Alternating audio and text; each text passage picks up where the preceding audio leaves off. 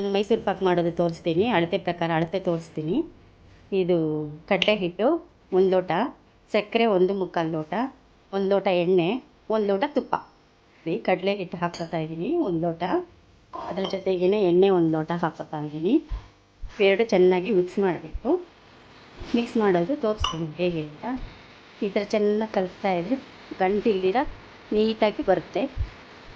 ಗಂಟು ಸ್ವಲ್ಪನೂ ಇರಬಾರ್ದು. ನೋಡಿ ಕಲಿಸ್ತಾ ಇದ್ದೀನಿ. ಈ ಥರ ಒಂಚೂರು ಗಂಟಿಲ್ಲ, ಈ ಥರ ಬರುತ್ತೆ.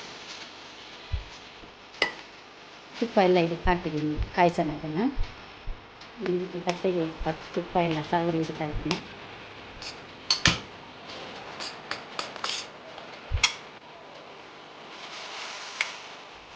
ಸಕ್ಕರೆ ಹಾಕ್ಕೊತಾ ಇದ್ದೀನಿ. ಇದು ಪಾಕ ಮಾಡೋದಕ್ಕೆ ಸಕ್ಕರೆ ಎತ್ತಿಟ್ಟಿದ್ದೀವಲ್ಲ ಅದನ್ನು ಹಾಕ್ತಾಯಿದ್ದೀನಿ. ಅದಕ್ಕೆ 1 ಲೋಟ ಮುಳುಗುವಷ್ಟು ನೀರು, ಇಷ್ಟು ನೀರು ಹಾಕಿದ್ರೆ ಸಾಕು. ಈಗ ಒಲೆ ಮೇಲೆ ಇಡ್ತಾ ಇದ್ದೀನಿ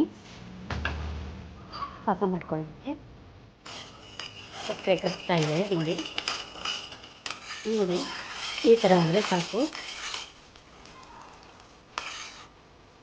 ಆದಮೇಲೆ ಇದೆಲ್ಲ ಹಾಕ್ತಾಯಿದ್ದೀನಿ. ಸಣ್ಣ ಉರಿ ಮಾಡ್ಕೋಬೇಕು.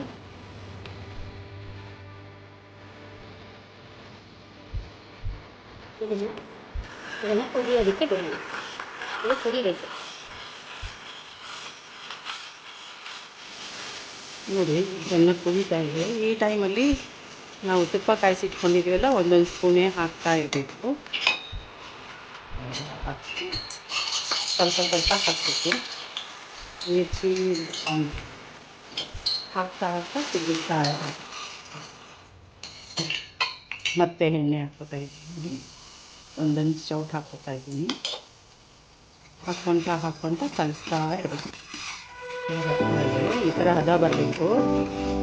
ಈ ಥರ ಇನ್ನೊಂದು ಸ್ವಲ್ಪ ಗಟ್ಟಿ ಆದಮೇಲೆ ತಟ್ಟೆಗೆ ಹಾಕ್ಕೊಳ್ಳೋಣ. ಈ ಥರ ತಳ ಬಿಡ್ತಾ ಇರಬೇಕು, ಆಗ ಚೆನ್ನಾಗಿ ನೋಡಿ ತುಂಬ ಚೆನ್ನಾಗಿ ಬಂದಿದೆ. ಈ ಹದ ಬಂದಾಗ ಪ್ಲೇಟಿಗೆ ಹಾಕ್ಕೊಳ್ಳೋದು. ಈಗ ಪ್ಲೇಟಿಗೆ ಹಾಕ್ಕೊತೀನಿ.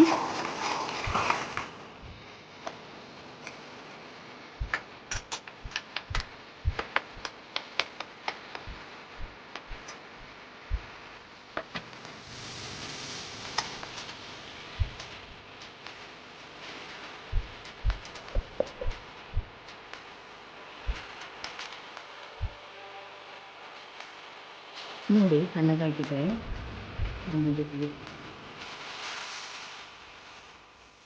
ತುಂಬ ಚೆನ್ನಾಗಿ ಬಂದಿದೆ.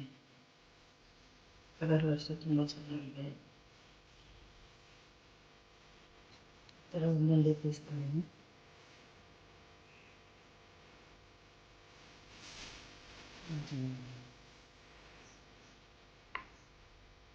ತುಂಬ ಚೆನ್ನಾಗಿ ಬಂದಿದೆ. ಕಲರ್ 2 ಕಲರ್ ಬಂದಿದೆ ನೋಡಿ.